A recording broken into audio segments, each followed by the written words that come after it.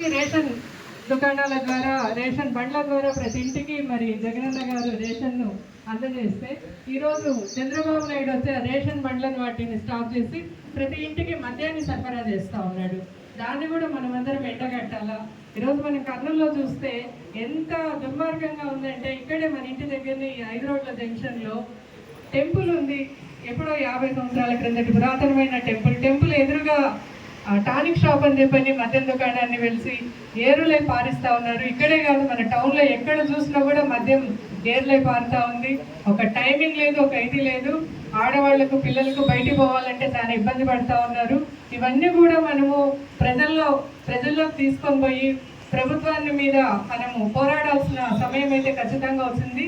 కాబట్టి మనం అందరం కూడా కలిసికట్టుగా ఈ నిరసన దినాన్ని, ఈ వెన్నుపోటు దినాన్ని దిగ్విజయం చేద్దామని చెప్పని మీ అందరినీ మనస్ఫూర్తిగా కోరుకుంటున్నాను. అందరికీ ధన్యవాదాలు. అక్క. మరి ఇప్పుడు కర్నూలు మేయర్